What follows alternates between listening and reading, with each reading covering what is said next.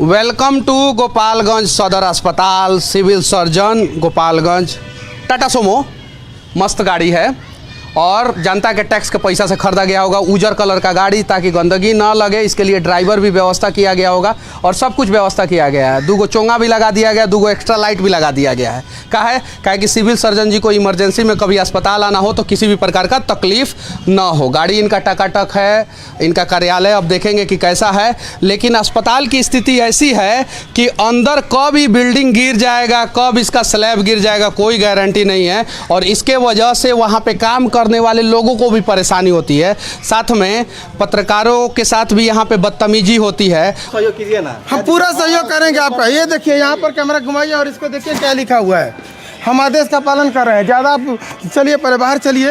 इतना पढ़ लिख क्या कर लीजिएगा इसको बना के महाराज। मेरा कैमरा काहे छीन रहे हैं? अब आउट अच्छा, गेट आउट होइए। क्या करिएगा? कुछ नहीं करेंगे, हम अपना आपको रिक्वेस्ट करेंगे, आप चले जाइए यहाँ से। हम यहाँ के सिक्योरिटी अफसर हैं। कहाँ आपका वर्दी है? वर्दी है या नहीं है? मेरी 8 बजे से ड्यूटी है, मैं पहले आया हूँ। चलिए, सही ड्यूटी पे आप लोग रहते हैं। हम कैसे रहते हैं, छोड़िए ना। आपको तो आखिर ये क्यों कर रहे हैं?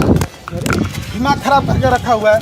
रखिए। देश का एक प्रसिद्ध और बड़ा इलेक्ट्रॉनिक्स मीडिया चैनल के एक सीनियर पत्रकार जो कम से कम 12 साल से पत्रकारिता करते हैं, उनके साथ बदतमीजी इसी अस्पताल में की गई थी, इसी अस्पताल में।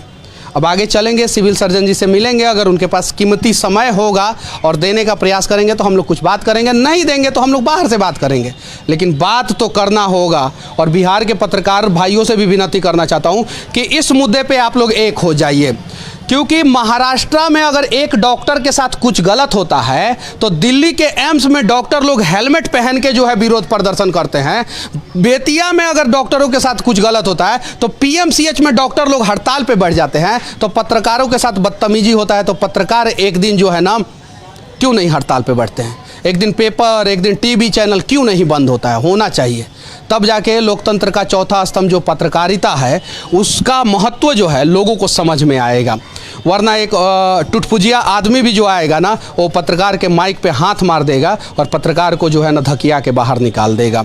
तो पत्रकारिता के ताकत को समझिए और हो सके तो कलम और स्याही को गुलाम होने से आप लोग बचाइए। एक लोकल कोई है, लोकल पत्रकार? हाँ, एक आदमी आप आ जाइए। लोकल में आप लोग आ जाइए। हाँ तो हाँ, 4 आदमी बस। हाँ हाँ हाँ।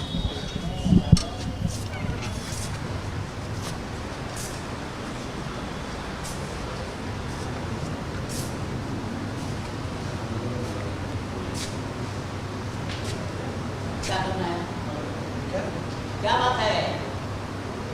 सर आपसे कुछ बात करना था। आप कार्ड है? हाँ सब है सर, सब कार्ड है सर, कार्ड है, आईडी कार्ड है, हर चीज़ है। नहीं तो मेन चैनल को कर देना है। सिर्फ आपको नहीं, सिर्फ मेन चैनल का जो है लिस्ट है डीएम साहब के यहाँ। हाँ, उन्हीं चैनल को बात करना है और किसी से तो आप उस लिस्टवा में देखिए ना, हम लोगों का नाम हुआ है। नहीं लिस्ट आगे तो आइएगा, लिस्ट में नहीं है।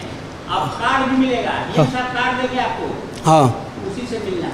मतलब कि पटना से हम लोग पहले गोपालगंज के डीएम साहब के पास आएंगे, वहाँ से कार्ड लेंगे और उसके बाद आपके पास आएंगे सर।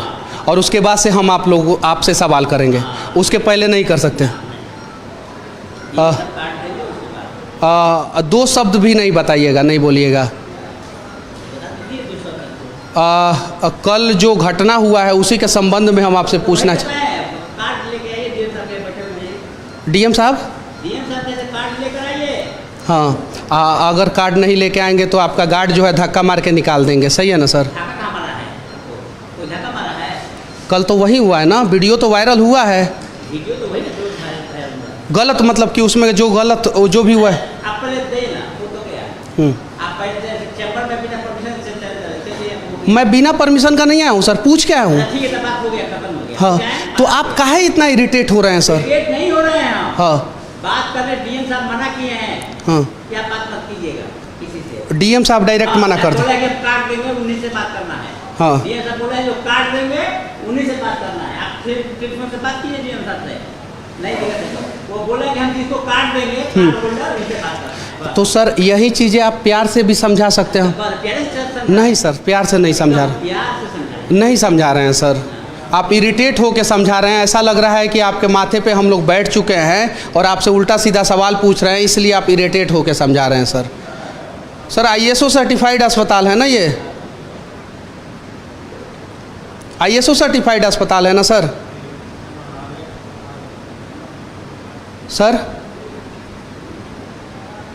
अब ज़रा सोचिए, हम लोग सिविल सर्जन जी के पास आए हैं और यहाँ पे इस प्रकार से बातें की जा रही है कि आप DM साहब के पास जाइए, पहले वहाँ से परमिशन लेके आइए, तब हम आपसे बात करेंगे।